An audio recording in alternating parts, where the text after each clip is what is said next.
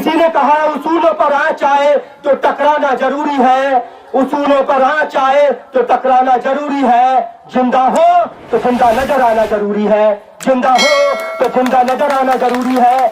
और किसी ने कहा है कि कहाँ छिपा कर रख दूं मैं अपने हिस्से की शराफत, कहाँ छिपा कर रख दूं मैं अपने हिस्से की शराफत, जिधर देखता हूँ उधर बेईमान खड़े हैं।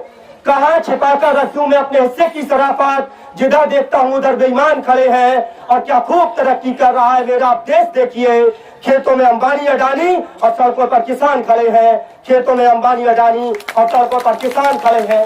लगातार आधुनिक भारत की प्रथम महिला शिक्षिका माता सावित्रीबाई फुले के बारे में तमाम तरह से जो है बताया है। मैं बता दूं कि 3 जनवरी 1831 ईस्वी को देश की आधुनिक भारत की प्रथम महिला शिक्षिका सावित्रीबाई फुले का जन्म हुआ था। लेकिन तमाम जो मुझसे पहले वाले वक्ता आए उन्होंने बताया, लेकिन एक नाम शायद भूल गए जो उनके साथ कंधे से कंधा मिलाकर उनके साथ चली, फातिमा शेख।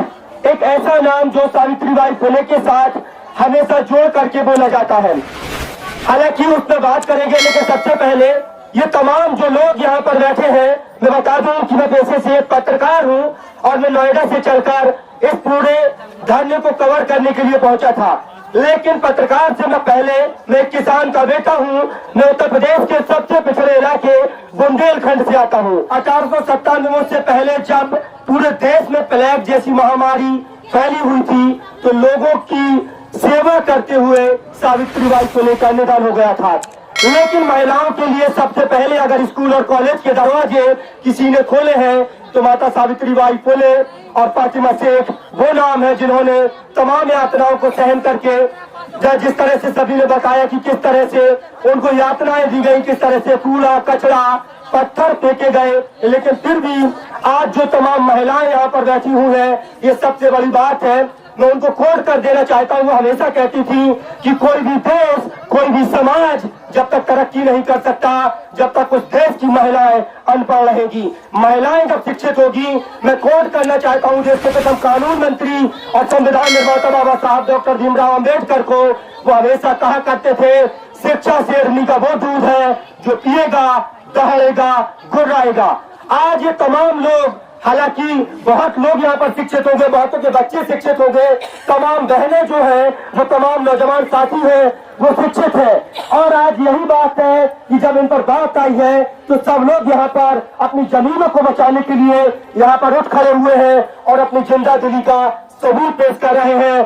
किसी ने कहा उसूलों पर आँच आए तो टकराना जरूरी है, उसूलों पर आँच आए तो टकराना जरूरी है। जिंदा हो तो जिंदा नजर आना जरूरी है, जिंदा हो तो जिंदा नजर आना जरूरी है। और किसी ने कहा है कि कहाँ छिपा कर रख दूं मैं अपने हिस्से की शराफत, कहाँ छिपा कर रख दूं मैं अपने हिस्से की शराफत, जिधर देखता हूँ उधर बेईमान खड़े हैं। कहाँ छिपा कर रख दूं मैं अपने हिस्से की शराफत, जिधर देखता हूँ उधर बेईमान खड़े हैं। और क्या खूब तरक्की कर रहा है मेरा देश देखिए, खेतों में अंबानी अडानी और सड़कों पर किसान खड़े हैं, खेतों में अंबानी अडानी और सड़कों पर किसान खड़े हैं।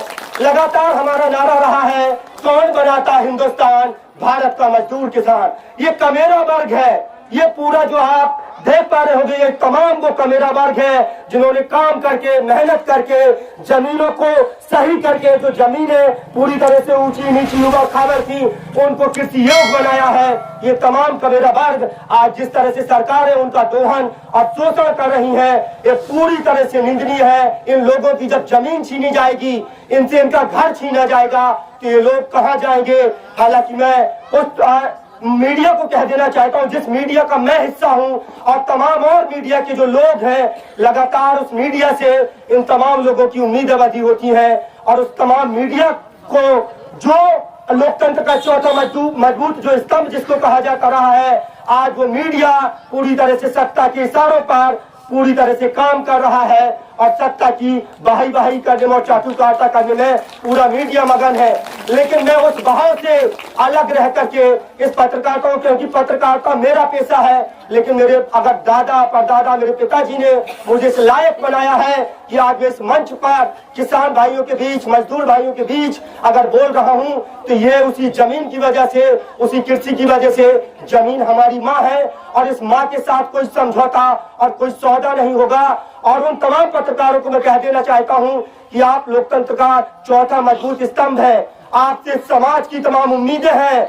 आप जो है इस समाज का आईना बनिए, क्योंकि लोकतंत्र का सबसे मजबूत स्तंभ आप समाज का आईना है। और समाज के बुनियादी मुद्दों को उठाना, समाज की बुनियादी समस्याओं को उठाना, ये आपका मौलिक अधिकार है, आपका राइट्स है, आप उठाइए। लेकिन तमाम जो नोएडा के सेक्टर 15 में 10x10 के कमरे में बैठे तमाम पत्रकारों को जब हिंदू मुस्लिम से फुर्सत मिलेगी, जब शमशान कब्रिस्तान से फुर्सत मिलेगी, जब तमाम और मुद्दों से फुर्सत मिलेगी, तब इन किसानों का, इन मजदूरों का, इन तमाम गरीब गुरबा लोगों का दर्द उन्हें दिखाई देगा। लेकिन उनको नहीं दिखाई देगा। पता ये कितने नेशनल मीडिया कर्मी यहाँ तक पहुंचे हैं। मुझे नहीं लगता है इन लोगों का जो आंदोलन है वो लगभग 3 महीने से लगातार जो बदस्तूर चल रहा है।